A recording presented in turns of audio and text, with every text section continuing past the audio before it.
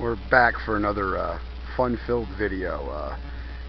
I got accused of not making enough videos of my jobs, and I have two monsters coming up. It hasn't been appropriate weather to even start them, so it's probably all the money I'm going to make for the summer. It's not like I'm a huge company.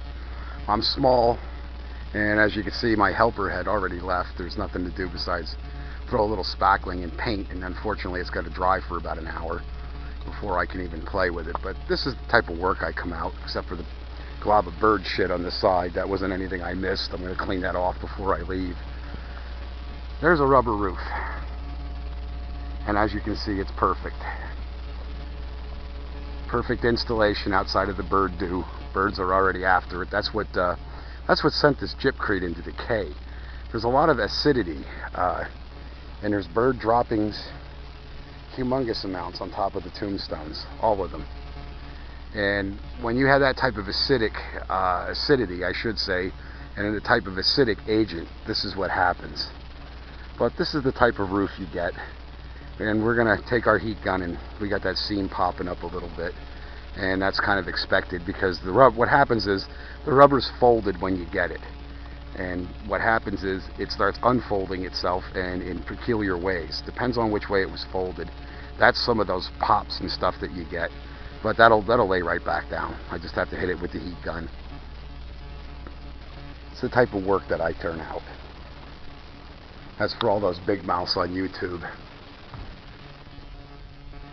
That was a big old hole. We're going to fill that in a little bit, and then we're going to put a little more speed set on it and leave.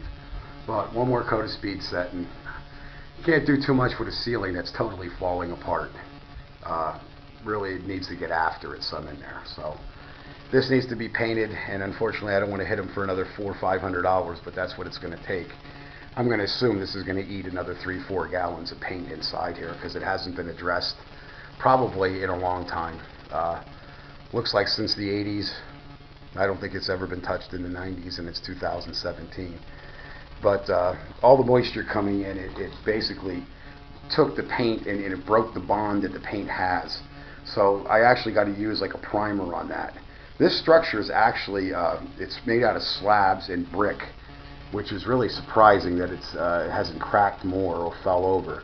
It really took a pounding from the weather over the years. This was built in a year, if you see some of the deaths, it was built about 1956.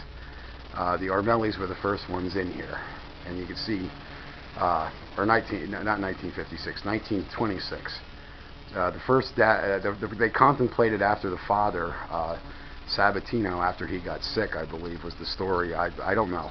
I have a big thank you to Sister Annette. I got a little bit of history or whatever.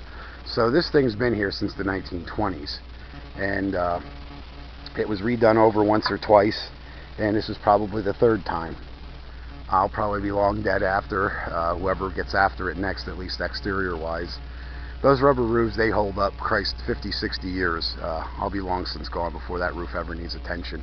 As I said, that's a 60 mil rubber that I put on there. They mistakenly, as jokers, were out of the 045 and the 050, and they gave me the 060. And it is one heavy, that was one heavy beast to spread up there by myself. I was crawling around like a freaking lobster, trying to get that thing to lay down just the right way and get it lined up. And as you can see, it's perfect. The rib rail that secures it or whatever kind of ruins the effect, but from a distance you don't even see it actually. So it's a good thing all along. It was a win-win for them, despite the money. So thanks for watching another fun-filled Harley B video.